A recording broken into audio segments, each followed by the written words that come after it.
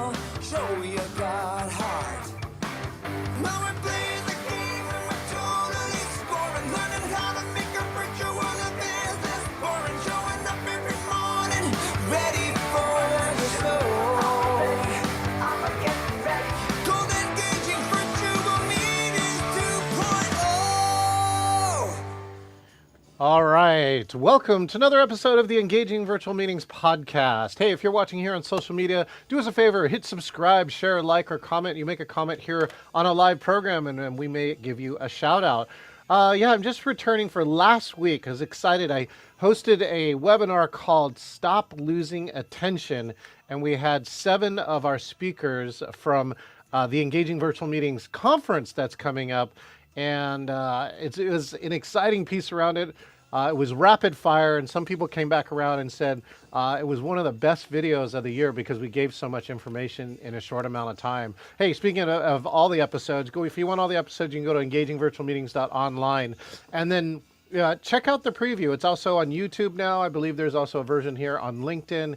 And if you want to see this conference, engagingvirtualmeetings.com/CON. This is my conference. This is called the Engaging Retreat, October 28th through 30th. If you are a speaker, you can come get a brand new 5-minute video as part of that, as well as see 18 of the top speakers. We have Cavett Award winners, Hall of Famers, CEOs, Chief Learning Officers, and all here based in Seattle. And if you can't get to Seattle, well, then, of course, you can come online. We produce one of the best hybrids in the business and make sure that you feel engaged and involved. Speaking of engaged and involved, my next guest, right, has had a long career in natural resources. He's an author of not one, not two, but now this is his 5th book that we're going to feature today. He's the brand new author of the Conflict Fix-It Guide. Please welcome my friend, Michael Fraidenburg. There you go. Hi, Michael. How you doing? Almost perfect. How are you? Fantastic. We'll give a shout out to our good friend Jeff Evans, who introduced us years ago. Definitely. And so great that we're still connected here, Michael. Up here in the Northwest, we're around, and you have a new book to announce. Is that right? I do. I'm absolutely thrilled about it. So you want to hear about it? Well, sure. Show us the cover, and actually, I'll give you a minute here to introduce yourself and a little bit more about this new work. That's right. It's the Conflict Fix-It Guide. So yeah, Michael, take it out. Take it over here. Share a little bit about who you are and why you wrote this next book. All right. Well, first and foremost, thanks so much for the invitation. Totally happy to be here. So my background is natural resources management. And if you've ever thought about issues like salmon and wolves and timber, you get a sense that there's a lot of conflict embedded in that. So a good share of my first career was unraveling conflicts with absolutely no skills to do it. Then I graduated from my first career and decided, well, I'm going to go get skills, right? My timing's not perfect there, but it worked okay because that was 26 years ago and I became a mediator at that point. I've spent the rest of the time now getting around the United States, primarily in the West, helping people unravel those kind of conflicts, training other natural resource professionals on how to do a better job working with their stakeholders and unraveling conflict, and then just having a really good time getting involved in other people's work and then being able to leave the big messes behind and come home and reflect about all the good work they're doing, and I appreciate it. Now, the book is really oriented towards that kind of a crowd. It's written not for natural resources folks, but for anybody who's involved in conflict, but it's kind of a foreign topic to them. They don't know how to get involved. They don't know how to and resolve it. And they just feel at loss. A conflict pops up and they know they should jump in and try to fix it, but they don't have a good idea how to fix it. So this book is really a bunch of how-to information for detecting when there's a conflict. So you're doing a diagnosis, then designing how on earth you're going to intervene so that it's productive. And then third, designing and managing a conversation. So when the conversation is done, enough needs have been met that you can arrive at an agreement that people can live with to make their future better than what their past has been. So that's been my mission for over a year now as I put that book together. Totally happy it's out. Really excited to see the kind of response it's starting to get. So some positive reviews and that kind of thing. So looking forward to working the book for the year and see if it can add a little bit of good to people's communities. Yeah, thank you, Michael. Adding more good to communities, you've probably seen our news sometimes is full of conflict. Life is, I think full of conflict. So I'm curious, what are like one or two of the top things that you do to either help mediate conflict or that you recommend to other people who encounter conflict? You bet. I'll combine both of those answers because it's so important. The first thing to do, there's a lot of things to do, but a short lineup of the first things to do is initially don't panic because you're so right. We all encounter conflict. It's just a part of life. And so we have lacked the skills about how to respond. So we tend to overreact. So the first thing is don't panic. And what you want to do is slow the process down and have a good amount of time devoted to diagnosing what's going on in the conflict. Sure, people are going to be angry. There's going to be some emotions. They're going to be talking over one another. There's going to have some behavioral stuff like that going on. But if you want to be effective in managing your own conflict and helping other people manage theirs, the first thing to do is to do a darn diagnosis of what's going on in the conflict. And then with that on board, you can think about, well, how can I intervene with it? Second thing you want to do is don't take ownership for solving the problem that's embedded in conflict. If it's your conflict, like with a neighbor, you do own responsibilities to be responsible to them, but you do not own responsibility to solve the whole conflict. You turn it around so that it becomes some version of a collaborative or team process, making the other party or the two parties, if you're helping other people resolve their conflict, making them a collaborative team of some sort to figure out what they're going to do about the conflict, as opposed to you owning all the responsibility to try to find a fix for them. Then the third thing that's really worth doing is understanding that there's a perfection trap that we all tend to fall into. You cannot solve conflicts to everybody's perfection. Just think about some conflicts that maybe you've been in recent history, and the people come together. And what are their stories? Their stories are saying some version of, I would like this conflict to be fixed so it's perfect for me, and I don't care too much about that other person. Well, that's an improbable objective. And so you want to not fall into the perfection trap. And what you want to do is find a solution that meets this test. And this is a cliche I've come up with to help us get our minds around what would work. You want to find a solution that is good enough for now and safe enough to try. Because you can't get perfection, but you can't get people to come to some level of agreement. It isn't perfect, but it's at least good enough. Well, you take folks to that position, they also need something else. They need a sense of safety that answer is worth trying. So the decision standard that I use, and I encourage everybody else to use, is look for a solution that's good enough for now and safe enough to try. I actually have these. I don't know how well it'll project over my camera for you guys, but I have these lapel buttons that when I'm doing my training workshops, I hand those out to everybody so they can wear them proudly when they go back to the office or to their church or their community organization or wherever they're involved in their particular conflicts. Yeah, that was something I learned at Microsoft, right? Was you can't really ever ship perfect software because, right, the software is inherent. It has bugs. It's made by people. It's big. And but good enough, right? Shipping good enough was something I did learn at Microsoft, that we actually sometimes shipped with bugs because the impact of the bug was so small. Like only, very weird, unique cases might have it.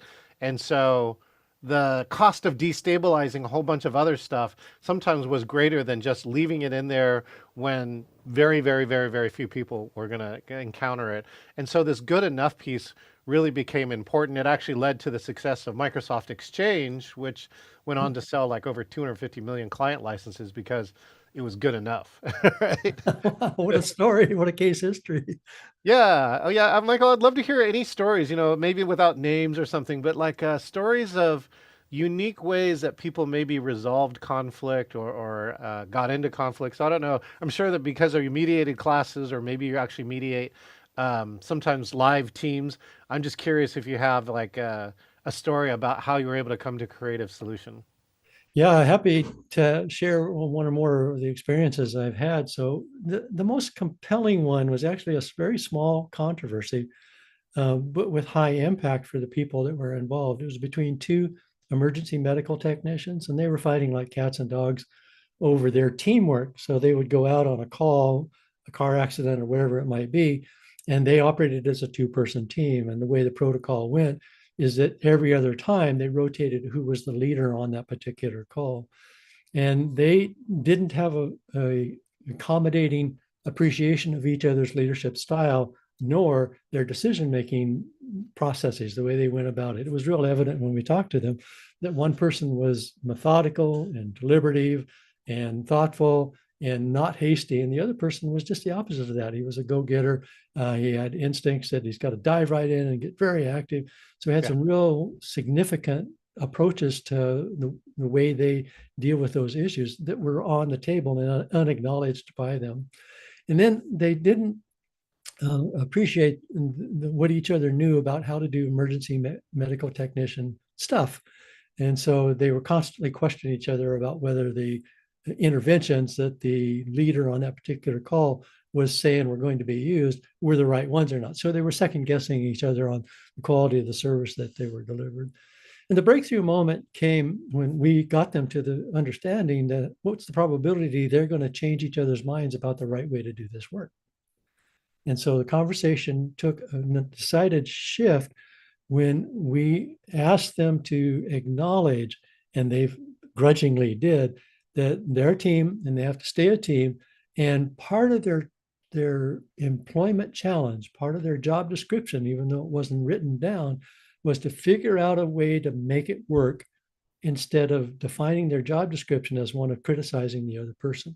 So that conversation took the whole mediation in this case in a radically new direction, and it sparked a lot of creativity about how they could solve it. The key breakthrough was them acknowledging that they needed a sounding board. So there wasn't just me arguing against you in their teamwork. They needed a sounding board to bring differences to have a conversation, in this case, a three-way conversation about what would be a good middle path or a good way that they both could come together and work. And as it turns out, we were lucky a bit, but there was a physician that they worked with that they both liked and they both trusted and respected. And so they went and recruited this physician to be their go-to person when they had a dispute over how to administer care in an emergency situation. So they had basically a mediative source that came on site in place so they could do it. So the lessons learned there was broadening the community of interest to something that helps you redefine what is good enough, but with some safety involved, in this case, using the more perceptive and in-depth knowledge of a physician to help them out. So those kinds of transformations we're always looking for.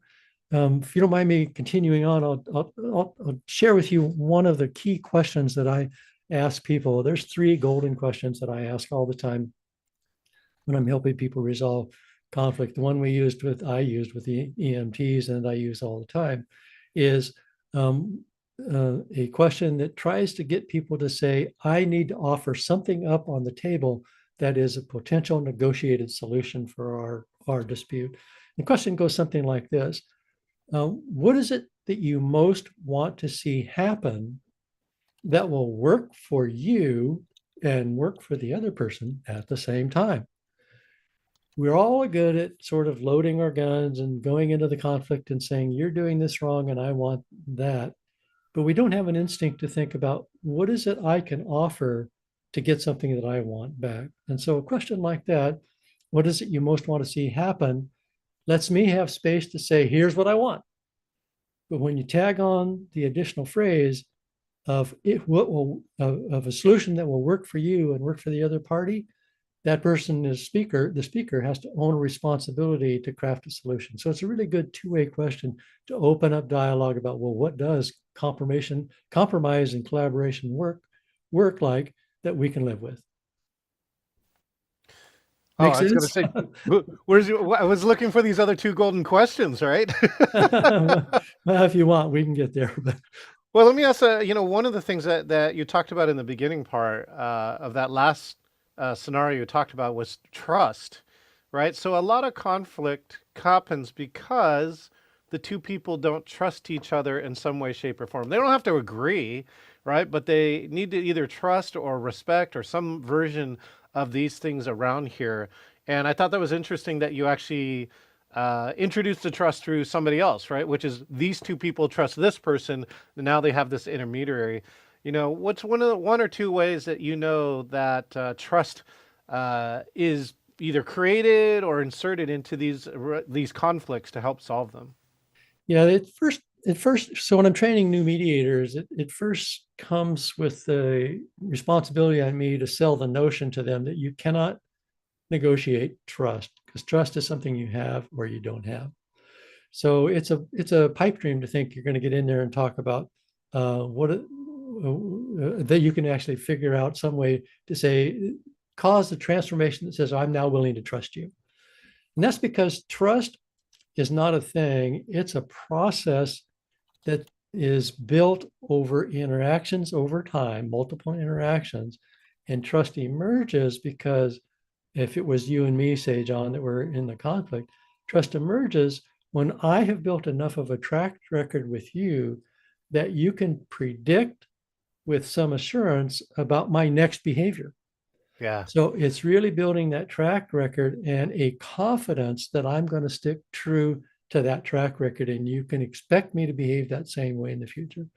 So that's the notion of what it means to sort of negotiate what is trust. You're not negotiating what is trust, you're negotiating a process to build it over time. And therein lies the answer. You negotiate a series of steps. And these can be all kinds of things. It can be like promises to talk to one another. It can be like promises to have check-in meetings. It can Right. be promises to have a third party come and observe your work and see how that's going. So there's a lot of different methods to go about it. But the question is, what kind of track record can we start building in place so that a month from now or 6 months from now, we've established a track record that gives you assurance that I'm reliable? Yeah, I think those parts are so important. Again, when you begin to establish that trust, I think we've been talking a lot too recently about leadership or part as your personal brand, right? Part of your personal brand, ideally, that should precede you is that you have done enough things in your career or your work or your life that people trust you. They know that if you say you're going to do something, you're going to do it. And I Right. think that that's where leaders have an advantage, where they may have some version of established trust that can help against mediate that conflict, or be someone who can de-escalate. One of the other things that you said here too was keep calm, and it sounds easy, but for many people, right, it is not, right. I have my own personal saying, Michael, is that I work on myself, and I remove buttons for myself so that people like you can't push them. Right. And I'm just saying, not everyone's done that kind of work. And but I know in my past, when I was younger, there were definitely easy ways you could trigger me. So I'm just curious for you, what are some of the ways that you remain calm, even though you know that you are starting to get emotionally involved in the situation? Yeah. So there's a phrase that we use in our mediation trainings that I've borrowed from other people, is that if you can get into sort of the physician's mindset where you separate yourself from the issue and you observe it from the outside, you Hmm. can do it with more dispassion. It's called going to the balcony and looking down at the stage, as opposed to being on the stage and involved in the action. So if you can adopt a mindset about, I'm going to back up to the balcony here and look down and see if I can detect what's going on. We're back to this whole notion of initially trying to diagnose what's going on in the conflict. And then once you are deciding to think about getting engaged in the conflict, I try to adopt for myself. And these things are always stresses and challenges to do. I mean, if you're trying to debutton yourself, that's kind of a conscious activity. You kind of get yourself into it. For me, it's trying to get genuinely curious about what's going on for the other person. So Yeah. the step is to withhold judgment, even though I want to rush and judge people. But if I can, withhold judgment, get curious about what's going on for them, and ask some questions to expose that. There's a great principle in conflict resolution that's been around since the inception of interest-based bargaining, which started all the modern era of conflict resolution. And it's called looking underneath the words people use to find out what's really going on for them. Now, that's a little bit abstract, so let me unpack it. If somebody comes at you and they're angry or upset and they're using a whole bunch of words about I don't like this, I don't like that, I want this, I want that, and you can get curious and a little bit distant from that. You can start asking them questions about, well, why is that important to you? Right. So if there's a dispute, property dispute between two neighbors, for example, about where the property line is, and if somebody's going to build a fence or tear down a hedge or whatever that might be, sure, there's going to likely be anger about you built your fence on my side of the property line. So that's the issue. That's the thing that's the burr under their saddle and got them all upset. If I can stay dispassionate and I might ask a question, well, why is this important to you? They might come back with an answer that is like, well, because it makes me feel like you don't respect my space. All of a sudden, you've got another ripe opportunity for transformation. The incoming issue is I don't like where the fence is built. The way you can reframe or turn that to something that can be outgoing as positive is what does it take that I can do now to show you I do respect you? That's a way different negotiation than where I built the fence, and it's a more productive negotiation. So it's sort of turning that kind around. I will share with you, because it nests nicely with this, a second of the three golden questions, and that's asking the party, what is it about this issue that you most want me to understand? So they come at you and they're going, rah, rah, rah, I don't like what you did. You know, you're wrong. You shouldn't have done this. And you calm down and with some ease in your voice, you ask them, what is it you most want me to understand about what's going on in this issue for you? That will almost always stop somebody and they'll introspectively look in their mind and reframe the thing that's underneath that. So think about using that golden question as well. Why do you think that that question goes introspective? I think one is, at least on the outside, right? It's unexpected, and two, you don't know the answer easily. So you really do, if you really want to honestly answer the question, you have to, I think, search. Is that one of the reasons why it works? Or It is, yeah. And I don't know if this is a distinctly different third attribute, but a third attribute that I think is important is just the very act of asking a question. yeah, Human brains are hardwired that if you ask a question, the other brain instinctively tries to answer it. yeah. So if the debate is all about, I did this, you did that, you're right, I'm wrong, and you ask a question, you get that kind of a pause and a thinking moment. Now, this all sounds really nice, but sometimes you have to ask these questions more than once in a conversation to get people into the introspective mode. Yeah, well, yeah, like again, if they're still reacting, they're Right. still on their issue. They don't actually answer. I've had that happen too, where that's great. I can acknowledge them, and I said, "And you actually never answered my question, so if you don't mind, I'm going to ask again." Right? Mhm. And so, yeah, I've had this happen where people don't ask the question. One of the and a lot of the work that I've done, the quality of your life is the quality of the questions that you can ask, and also Mhm. that questions also have the ability to determine what people focus on. So I think that's, as a mediator too, you can never be wrong. You answer a question, but the key is to ask a powerful or unique or different question that shifts somebody's focus. I think that's one of the values that a mediator can bring. I don't know how you see it. Yeah, no, you're spot on. I couldn't say it any better. There's also the value of acknowledgement when people get Yes. acknowledged that you see, you get it. You maybe don't understand everything, but you get it. They're upset. And a key phrase, I'm doing a lot of tips here about phrases and questions and so forth, but a key phrase that I use a lot is I'm noticing.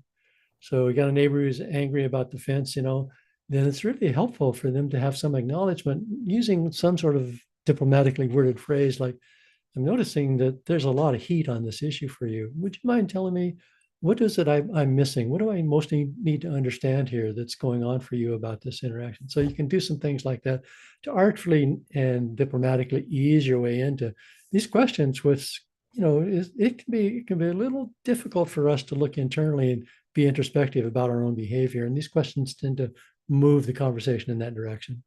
What's great about acknowledgement too, Michael, for me, is that you're actually not agreeing. Correct. Yeah, you can actually you don't even have to take a side. Like our phrase that we use in our work, Michael, is what I think I heard you say is. Yeah. And so we're just playing it back, right? It doesn't mean that we agree or disagree. All I'm trying to do is make sure that I clearly understand. And there's a lot of value. I would love to hear any stories you have that about that, Michael, where often somebody's just really mad and they just want to be heard. They may sometimes they don't even want the fix. They just actually want to be heard. And so when we acknowledge somebody, I think there's power or magic inside of that because they sometimes they feel heard for the first time in a long time. Yeah, they do. And so it's really good for people to feel acknowledged and heard, but it is a door opening. So if you're going to do something like that, like a lot of these techniques, the instinct for new mediators is to ask a great question like you did and then stop there. Yes. But it really is just an opening the door to go someplace else. So you want to always be thinking about, I got that answer. What am I going to do with it? And go Right. forward. I did a really interesting, it was supposed to be a facilitation job of a task team for the State Wildlife Agency in Colorado of about 17 people who were fighting like crazy over elk on the landscape. And Colorado's done a world-class job of restoring elk to the landscape, but when you grow elk, they do what elk do. They eat crops and they bust fences and they get on the road and they do all the kinds of things that wild animals tend to do. So it was a big argument basically on, do we have too many elk, too Right. little elk? Are the elk in the right places? Are we managing them with the right tools in the right way? So there's a lot of sort of technical stuff like that came up. And the turnaround moment was with actually a small rancher. I mean, these were huge holdings, so like 1 million, 500,000 acres. And then this fellow had, I don't know, 10 or 15,000 acres. So in terms of the scale, he wasn't a big player, but he was a huge opinion leader. Mm. And the small landowners were a big bottleneck. And Mm. so he was on his, pardon the cowboy metaphor for these guys, but he was on his high horse Mhm. about um, being mistreated. We were being unfairly mistreated as small landowners because we have all the same issues as everybody else, but we don't get the privileges and the treatment and the attention that you're willing to give large scale landowners. And so whether that's true or not doesn't matter. What's true for him, in this case, is to understand that and acknowledge that you get it. You understand he believes that. So Yes. again, I uh, used the third golden question. We've weaved them all in here now. Is and in front of the whole audience, and it was a safe atmosphere. I had everybody sitting down, and we were calm and all that kind of thing. But I asked him, what is it you would most what is it that you most want to see happen, but one that will work for everybody in the room? So I'm back to golden question number two, I guess. Yeah. I preceded, yeah, I'm losing my own train of thought here. I preceded that with the first golden question, which is, what is your greatest concern? And when I asked that question, we got the story about being unfairly treated. So it was the conversation shifted from it being about elk and where they are on the landscape to being about fairness. And Yeah. with that, the door was open to ask golden question number two. What do you want to most see happen that'll work for you and work for you for the other people at the same time? He didn't ask for preferential treatment. He asked for certainty for access to the decision-making process. Oh. So the negotiated solution was a structured decision-making process every year that goes through an expected set of steps. Think about building trust, and that he and the other small landowners are always included in that rollout Yeah. of the next year's management of elk. Yeah. So I think I mean, there's a lot of words I've used there, but I think that's a powerful case history. Oh, no, I really appreciate that. And I mean, the first idea too is sometimes when you're these smaller groups, is that this is when you put together an association of the smaller groups, right? Or gathering a collection of these smaller groups so the larger voice can be represented. You said one thing I thought that was really interesting here too, though, right? Like the seating was safe or the logistics were safe. I'm curious from you if you can share some of your either top techniques or things that you're thinking about when either you're setting a room. These are the smaller things like the position of the room, position of chairs, other things like that. Like I think about these, but there are many people I think who do not, where these can actually help the process while you didn't say anything at all. Yeah, definitely do.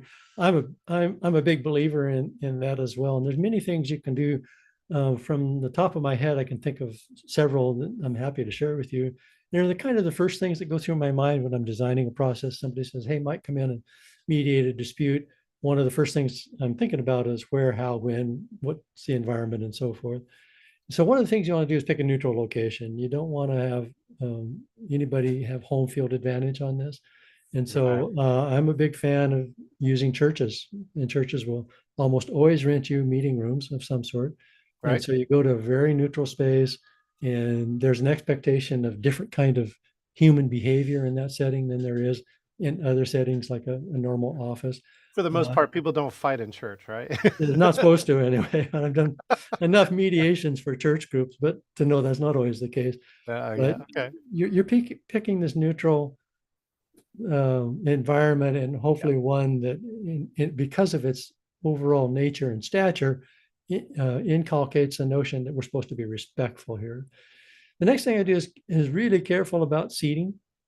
And so I want people to always feel equally empowered. And I will routinely surprise people when they come to a setting where I'm going to have them talk about a mediated solution, expecting that they're going to sit across the table from one another with a table in front of them. And they bring their briefcases and they want their papers in front of them, and all that kind of stuff, and extra chairs so they can sit their attorney beside them. There's a lot of things like that that can happen if you don't manage it. And so it's really common for me to just sit in a circle of chairs and we just sit down and talk. So And yeah, if there's circle of chairs, no tables, no no anything. tables, no Yeah. nothing, no barriers between Right. the people. And Right. so instantly you've got a power balancing setting for that. And then if the lighting and so forth is different, I'll usually put myself in the best lighted spot because I want some sort of stature and leadership as the neutral Oh. facilitator of the group, and I want to have that attention placed on me. Oh, I didn't think about that one. That's a Well, great one. it's not always possible, and it's pretty minor, but I mean, it's just a quirk that I have. But It's a good one. you one of the attributes of building comfort for people coming to a debate like that or a negotiated solution is for them to walk in and feel safe. And Yes. so if I take control of the setting and I take control Yeah. of the who has presence in the room, Yeah. it's adding another layer of safety that I don't feel like I'm going to get ganged up on here. So. Yeah, well, you're the neutral. You're already the neutral party, ideally. Like you don't have the vested interest of either side, and so I Yeah. think if you do that, I think this is why sometimes boardrooms or council halls are not the right place, right? Because council sits up high, audience is over here, and we've seen lots of conflict situations with that. So I think these are all great ideas to Yeah. come in and again level the playing field or do something different than what didn't work in the past is also another signal. Let, and let me share the best way that I've used environment and seating to Mhm. help. So I've done several mediations and facilitations where people will come, and they come with a variety of different statures, and some have very high statures and some Yeah. are just say new to the profession and they're very low. I did a job in Southern California where there was a really terrible problem with an invasive species of marine algae. So we brought together an international conference of the best thinkers in the whole world, some of whom had spent whole careers studying this problem. And they came in with a European mindset that if you're old and seasoned in the profession, everybody defers to you. And oh, by the way, I'm a white male, so you have to defer to me if you're something different than that. And you're expecting to believe me because I've been in the business longer than you. We knew we were getting into that, and that we were going to have to deal with it. But we set people in designed pairs. Ooh, And so ooh, we had these table placards with people's names on it, and we yes. filled those all out, and we had them sitting in the meeting room when they walked in. And in this case, it was a concentric circle because we were doing a lot of work on flip charts and on the blackboard and that kind of stuff. Hmm. We purposely set people who were ostensibly opposed because of those unspoken hierarchies together. And the best one was a gentleman from the Mediterranean who had all the stature and a huge ego to go with it, and a new young woman from Central Europe who was just a newly minted PhD, but smart as a whip and getting involved in the business. And so we sat them together as well as other pairings like that, and then consciously designed activities for pairs of people to do, come to some level of agreement, and report out to everybody else in the room. So we used advantages of room setup and pairing and assignments Yes. to force collaboration, and then peer pressure because they had to report collaborative answers from their paired activities to their peers. It worked then like dynamite, and has worked multiple times for me. So maybe the best thing to do is if people have a challenge like this, get out on the internet or on an AI tool and say, I'm going into this meeting. How do I design an environment and the way people are managed so that it works for me? You'll get a lot of hits. There's a lot of ideas about how to do that. Well, I think one of the other things too, Michael, of course, that's why things like hopefully you write the book so that people can avoid some of the mistakes or challenges in the past.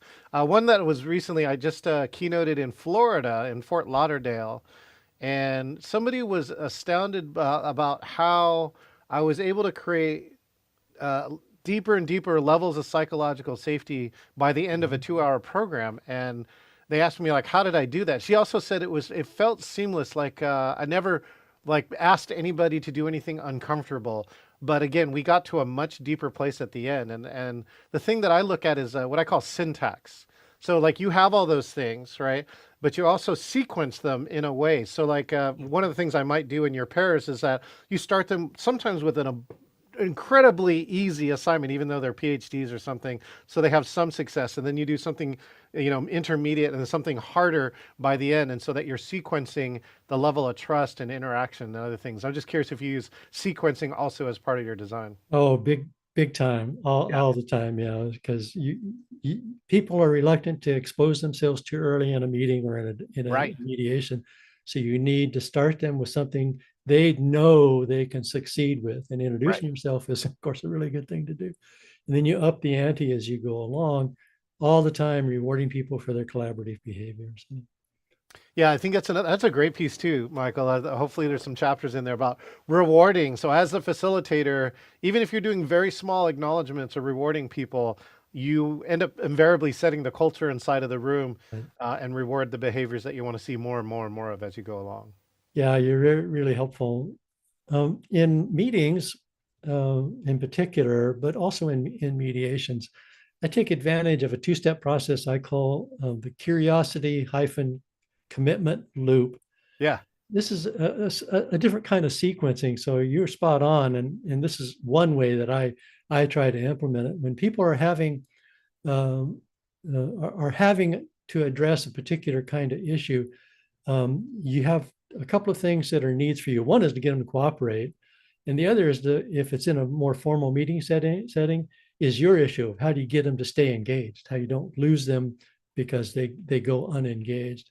And for me, this curiosity commitment loop is a good thing to do. And it's really just two attributes that you simultaneously manage. You set up your meeting process in a sequence of steps. And what you do is you use questions. Remember, I said when people are asked questions, they instinctively answer it. So each step in the sequence is framed with a question you're asking the audience to answer.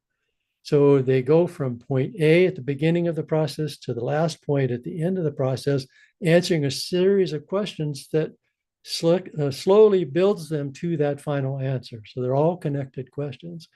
So that's the questioning part of it. The next part is getting them to understand they're making commitments at each of those sequence steps. And so what you're doing as the manager of the process is at each step, you're reminding them they had a success in the prior step, and you're asking them to not lose sight of the fact that they want to preserve that value. So imagine each sequence building small steps of value. And as the process goes forward, you're continually asking them to think back and make the next interaction in our meeting or in our process one that preserves that prior value. prior value. So it's using curiosity through questioning. It's the what next agenda building style. What's next in the agenda? What's next in the agenda that builds the sequence, and then a commitment. Getting people to make small wins as you go through, and then constantly reminding them they need to protect those small wins when you get to the end of the process, you've got a big win. Oh, genius, Michael. Well, I wonder you've been in the business for so long and had success. Again, I think mediating conflict, we need a lot more of it, right? Everyone's talking about divisiveness and all these other things, and if we could just all sit around and we can all have different points of view, which is many of you people have, but how do we resolve them into a way that we can all get along and get through the work that we do? Michael, I'm to the stage of my interview, which is called the speed round. I've been writing some questions while we've been talking. So I'm going to ask you some questions. I'm going to see if you can answer them as quickly as possible, if you're okay with that. And then I'll play some Stress. fun. I'm feeling stressed. Because then this is going to be the best one, right? Listen here. Here comes question number one. Your personal way to keep calm. Take breaths and go to the balcony and get curious about what on earth is going on. Yeah, keep calm, take breaths, and curiosity. Love it. Biggest conflict you've observed this year without naming anybody's name? It was over what to do with a nonprofit where their board of directors went out of sync with the staff. And so it's not a big business, but in our local area, it meant quite a lot to some indigenous peoples tribes and to some natural resource issues that are of concern. So it was small issue, but big impact for the people involved, both emotionally and budget wise. Wow! Best diagnosis tool for Michael. Ask questions. Yeah, okay, you got that one. What's one way to not take ownership? One way to not take ownership is, again, to go to the balcony, but it is to say that this is not my responsibility to fix the whole darn dispute. It's my responsibility to involve people in a meaningful conversation so we can search and find a solution together. Again, what's a solution you'd like to see that works for you and works for me at the same time? I love it. Disassociation, this ability to remove yourself, look at the same situation, but from above is a great practice. Okay, let's see. How to keep your mind open for creative solutions. Yeah, that's a difficult one for me because I am an opinionated person. And so I asked the last golden question, what do I most need to understand? But then I always make myself go away by myself and think about what is it I'm not getting here? If I were to turn the shoe around, how would I answer that question? And if I were to turn the shoe around, what can I say that's most honest and true about myself that might be helpful to take it to the next step? Even if I got to do that on the fly, like take a 30-second pause in the conversation and say, Mike, what's going on for you? What is it? If you were in the other person's shoes, you need to understand so you can be helpful for everybody in the room. A little bit of self-talk I heard in there. Yep. Complete this sentence. Perfection is the enemy of the good, which is a popular cliche. Oh, wait a second. I got this one ready. I like it. A trust shout out to someone you know, someone you trust. Can I name them? Yeah, of course. For this one, sure. There's a woman I've known for over 20 years and worked with whose name is Oriana Noel Coslino, and she's actually the person I dedicated the book to. And she's half my age, but this huge role model in my life. And the dedication in the book says several different things about her that I most admire. But the one that's maybe most useful for passing on to other folks is her ability to accept people for where they are now and who they are now, and then think, what can I do with that reality? She's just a master of acceptance like that, and then productive about working with it. Well, it's applause for your inspiration there. And one last question. Hopefully this will be a fun and easy one. If somebody was thinking about buying your book and going, I don't know if I should do it, if you had the ability to talk to them, Michael, what's one thing you would say to somebody who wasn't sure if they should get your book or not? Well, it's not expensive, so I mean that's one option there for it. And I guess maybe it's just thinking about, do I have enough trust with you to take a stab at making that investment? And you might think about building some steps to trust with me by looking at the book website and then looking at the other books I've written. And then if you want to see who I am in the facilitator, mediator, consultant life, maybe go to my other website, which is cooperationcompany.com, where there's a lot more there about my resume and the work I do and so forth. So think, do a little investigation and think, have I established enough of a track record to be trustworthy enough to take a stab at buying the book? And I believe as of today, it's like $7.99 on Amazon. Michael, if you could just solve one of these conflicts, right? I think most people avoid conflict. So if you could actually kindly or gently resolve a conflict, as opposed to inflaming a conflict, that certainly would be worth $7.99 or more. Thank you for that. I agree. So, Conflict Michael, is hugely expensive. I once built a calculator for the cost of conflict. oh, And yeah, and it is so darn expensive. it is. Even investing in beyond a book to hiring somebody is an extremely good investment, because there's a lot of there's a lot of monetary costs with conflict in an organization, but there's Yes. all kinds of associated side costs like reputation. So don't fear the cost. Don't fear the investment you might Yeah. make in resolving a conflict. You should fear most the potential cost, which looms extremely large. Oh yeah, Michael, I totally agree. I know I just recently there was like an argument, and it wasn't about a lot of money, but there was like a lot of loss of relationship value in that. And what was the other one I just saw on social media? Oh, a couple put down an $18,000 deposit for their wedding, and then the gentleman passed away, and the venue kept the money, right? And they were just like, that was like probably one of the worst ways to negotiate the conflict, because now the story went viral. Now millions of people know this venue that was not nice to when somebody they should have been nice. So, I know. so Michael, thank you again for joining me here. We hope that we had done something to help fix, people's conflicts, and we'll have just a touch less conflict in this world. Yeah, and my parting encouragement for the audience is that they have a special role to play if they want to start thinking about how they better manage with conflict, because the world presently has enough dividers. What we do not have is enough bridge builders. I agree. I agree. I agree, Michael. And so, well, here's to the bridge builders. Maybe that's the name of your sixth book, because that's what we really, really need. But I do believe in building those bridges in every way, form, shape that I can. Thanks again, Michael, for joining me this time. Thank you. It's been a blast.